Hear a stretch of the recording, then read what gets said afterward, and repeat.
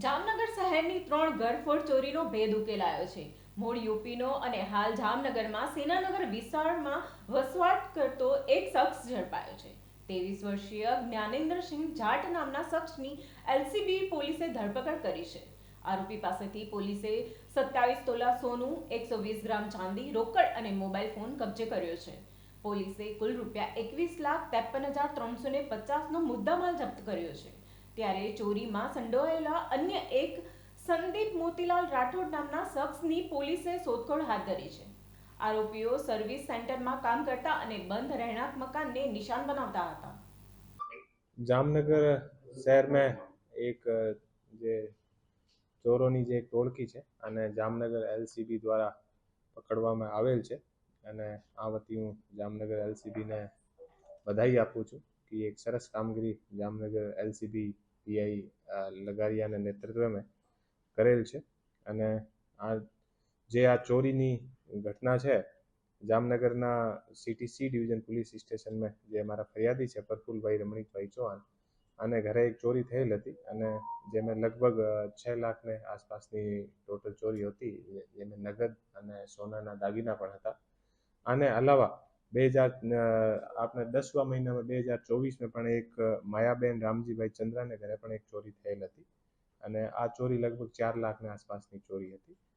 આને અલાવા એક 10/2/2025ના એક ઓર ચોરી થયેલી હતી. રાકેશભાઈ રમાશંકરભાઈ સિંહ આને ઘરે પણ એક ચોરી થયેલ હતી.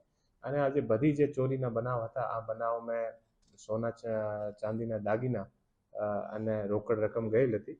જામનગર એલસીબી દ્વારા એક સરસ કામગીરી કરેલ, જેમાં આ ચોરોની જે ટોળકી છે આને પકડી પાડેલ છે. આમાં ટોટલ 2 આરોપી છે. આમાંથી એક આરોપી છે જ્ઞાનેન્દ્રસિંહ જગદીશસિંહ જાટ. આની ઉંમર લગભગ 23 વર્ષ છે અને આ મજૂરીનું કામ કરે છે અને ઢીંચડા રોડ સેનાનગરમાં રહે છે અને મૂળ નિવાસી એ યુપીના છે. બીજો જે આરોપી અત્યારે પકડાયેલ નથી, આનું નામ સંદીપભાઈ મોતીલાલ રાઠોડ છે અને એ જામનગરના ડિફેન્સ કોલોનીના બાલાજી પાર્કમાં રહે છે. એ પણ મૂળ યુપીના છે. એલસીબી દ્વારા અત્યારે ટોટલ 3 ગુનાનો ઉકેલ કરવામાં આવેલ છે. આમાંથી એક આરોપી પકડાઈ ગયો છે અને બીજો આરોપી પકડવાનો બાકી છે. ટોટલ જે મુદ્દામાલ રિકવર થયો છે એ 21 લાખનો મુદ્દામાલ રિકવર થયો છે. આમાં 217 ગ્રામ યાની 27 તોલા લગભગ 20 લાખની કિંમતનો સોનો રિકવર થયો છે અને 120 ગ્રામ ચાંદીના દાગીના અને રોકડ રકમ 1 લાખ ના આસપાસ રોકડ રકમ અને એક મોબાઈલ, ટોટલ 21,53,350 રૂપિયાનો મુદ્દામાલ પોલીસ દ્વારા રિકવર કરવામાં આવેલ છે. અને આ જે ટોળકી છે, આ ટોળકી એક સર્વિસ સેન્ટર પર કામ કરતી હતી અને સર્વિસ સેન્ટરથી એ લોકો કામ કરીને અને આસપાસના જે એરિયા એ લોકો જોતા હતા અને એરિયો જોઈને અને જે ઘર આ લોકોને જે લોકો ત્યાંથી ઘરમાં નથી રહેતા હતા યા બહાર કોઈ લગ્ન પ્રસંગમાં ગયેલ હોય યા બહાર ફરવા માટે ગયેલ હોય એવા લોકોનો ઘર એ લોકો ટાર્ગેટ કરતા હતા. અત્યારે પોલીસ દ્વારા બધાથી પૂછપરછ ચાલુ છે અને બીજા કઈ ગુના એ આ લોકો દ્વારા કરવામાં આવેલ છે, આનું પણ અત્યારે જે તપાસનું કામ ચાલુ છે. નવા ગુના અને બીજી કોઈ પણ વસ્તુ આપણે ધ્યાન પર આવશે તો અમે પ્રેસ નોટના માધ્યમથી મીડિયામાં મૂકશું.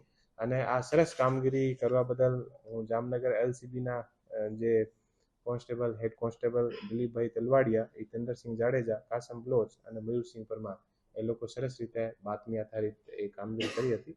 તો એલસીબીના પીઆઈ લગારિયા, પીએસઆઈ મોરી અને પીએસઆઈ જે કાંટળિયા અને આની બધી ટીમને હું ધન્યવાદ આપું છું, બધાઈ આપું છું અને સરસ કામગીરી બદલ બધાને